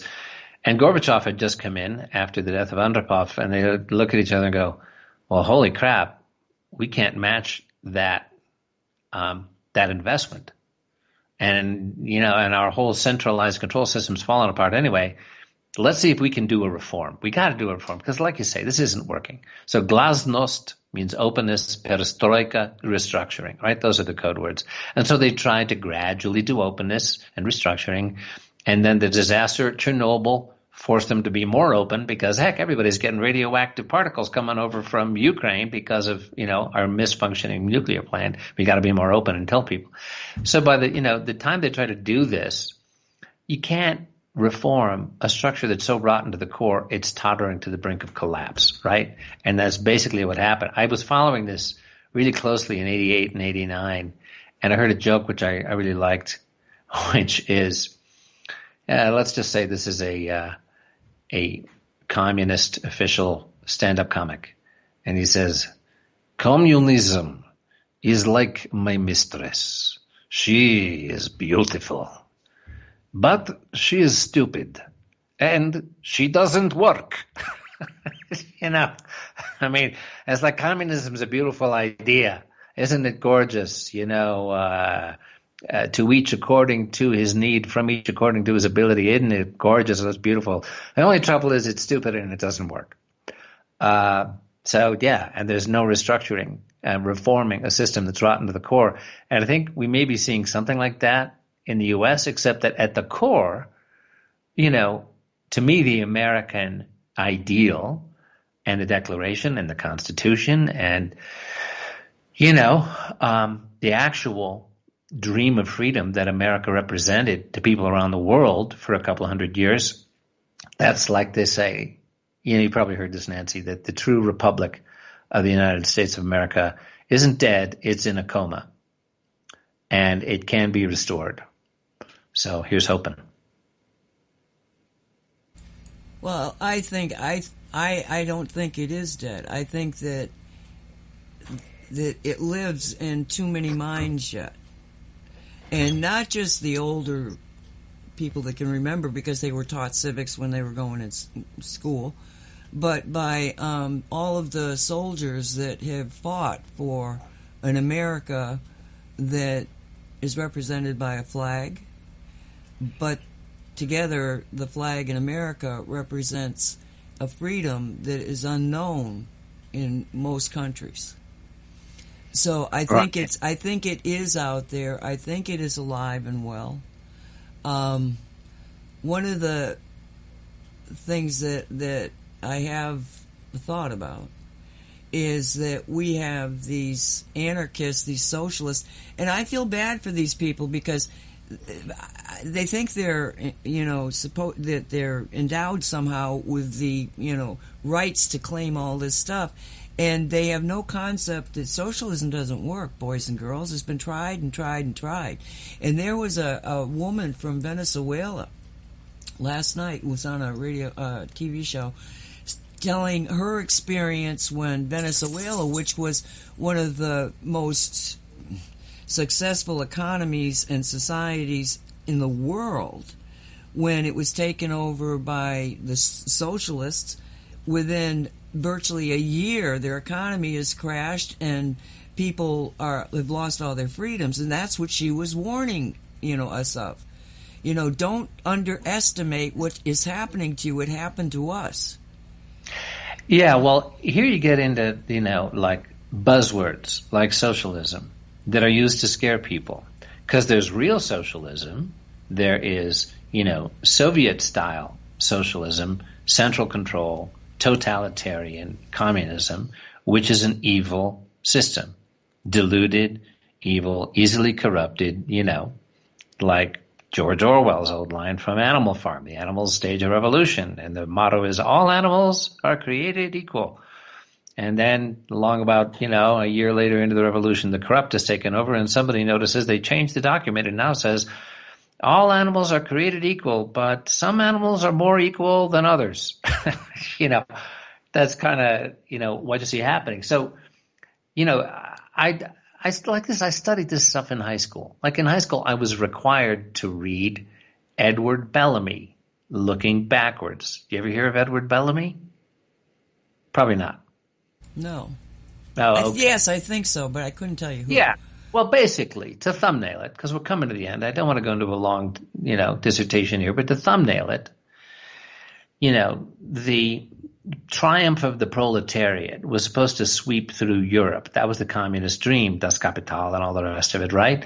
Well, it didn't, Okay, why didn't England, why didn't the UK go communist? Why didn't the US, in the Depression, when the crap hit the fan and everything's collapsing and there's a rise in, leftist ideology? Okay, because the democratic governments saw, okay, on the other side of the equation, we've got some rampant, out of control, robber baron, capitalist oppression by the robber barons, and workers have no rights, and so there's the rise of unions. And instead of just killing all the union workers, although they did that for a while, they tried to get away with that. Instead, in America, in democracy, we had a moderated version of some, let's apply some sensible, let's allow labor unions, let's not have kids working, 7 days a week from dawn to dusk. Let's have something called a weekend. Let's have something called health insurance. Oh my God, the economy's collapsed. We've got a depression. Okay, let's use the government to try to restart the economy. Let's have, WPA and everything else in the New Deal. New Deal stuff is just, to me, middle of the road, sensible American response to an economic crash. But now, Bernie Sanders was stupid enough to say, oh, I'm a socialist. And said, well, Bernie, if you had just said you were a New Deal Democrat, that's what you really are. And they wouldn't have been able to label you a commie. Because, it's the middle of presidential elections in this country are won in the center with, non-extremist, non-radical, middle-of-the-road Americans who don't think of themselves as liberals or socialists, and they don't think of themselves as, as right-wing. It's just, okay, let's have some sensible controls on the robber barons and allow people to have some decent, health insurance without going too far towards the left. That's where most Americans are, I want to believe. That's where I've been. But, once you start to throw around alarmist buzzwords like socialists, well, it's just, I said, please understand. Please let's get really specific about what that means. Are we talking about Soviet-style totalitarianism? Or are we talking about somebody who thinks that, Social Security and Medicare was a good idea? Because those were called socialist back in the 30s. Medicare and Social Security, which every American regards as their, birthright. Don't you dare touch it now. Well, those were all dismissed as socialists, right? So I'd like to see some kind of, middle of the road understanding of not, calling each other names before you understand what's going on. Yeah, agree to disagree about big government versus large, or single payer versus whatever, or Obamacare. Fine, agree to disagree, but don't go calling each other traitors and godless, anarchistic atheists, with this divisiveness that's going on and tearing our country apart. Anyway, my 2 cents. It goes back to what we read to begin with. It's like, which black lives matter? Yeah. It's well, first off, they're saying they're socialists. They're socialism. They don't even know what they mean. No, I know they don't. But the fact of the matter is that some of the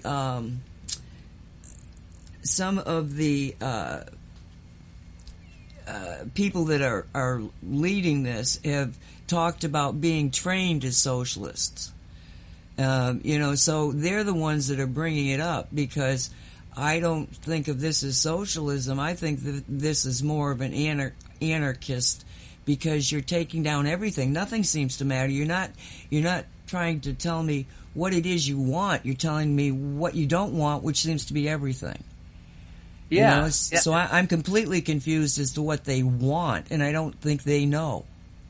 Well, it's like what you were talking about with changing the consciousness of the people. And all the people said, well, let's go this way. Well, that's not what happened in Russia in 1917, in 1918, when the Tsar fell.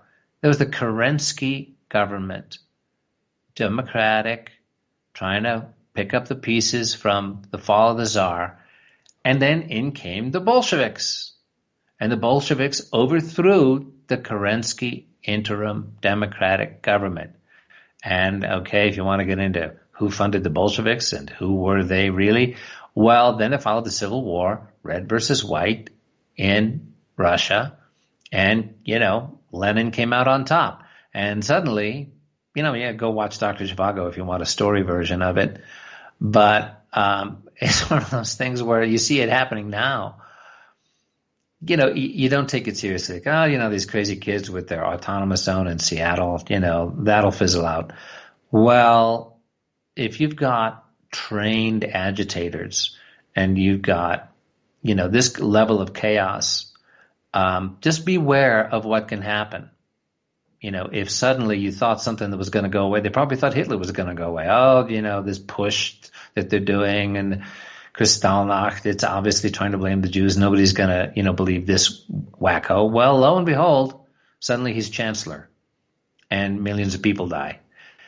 So it's just, read a little history. I feel like one of those old fuddy-duddies that when we were kids in the baby boomer generation and, protesting the Vietnam War, there's our parents and grandparents going, kids need to read a little history. Well, the Vietnam War was worth protesting over, but but we had something to focus. We had something to focus on. It was a specific thing. What's happening, all over the place is, well, first off, they go and they tear down the symbols of the slavery. Well, I'm not against that, but now you're tearing down the Washington and Lincoln and now they want to break windows with stained glass images of Christ and tear down the statues of any kind of a crucifixion or any of this. I mean, that's only one person saying it, but he seems to, it's trended suddenly, and I mean, it's right. Well, first of all, okay, because Europeans for centuries wanted to paint pictures of Jesus that looked like them.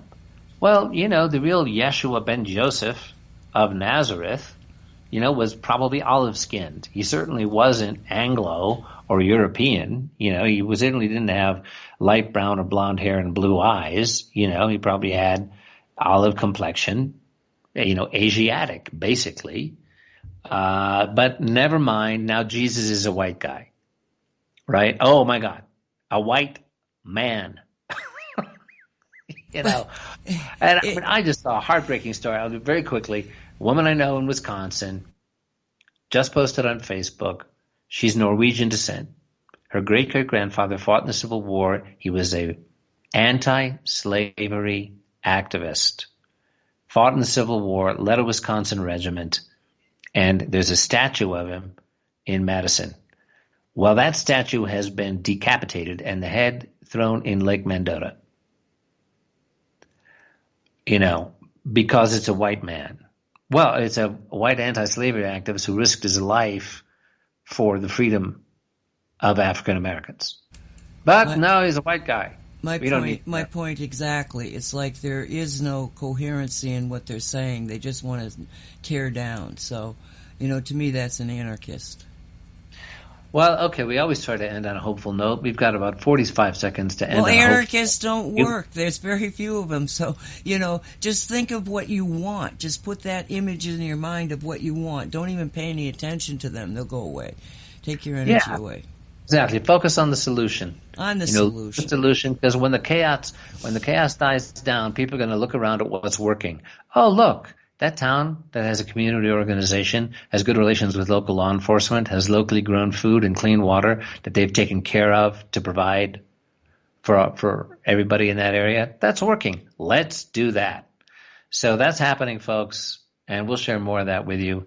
Thank you for listening. This has been Radio 5G, which is a joint project of Cosmic Reality Radio and the It's the Sacred Academy of Global Evolution in Southern Colorado. And thanks to my brilliant and courageous co-host, Nancy L. Hopkins. This is Michael Henry Dunn for Radio 5G signing off. Thanks for being with us. God bless us, everyone. We'll see you next time, folks. Thank you for listening. May it be. Let it be.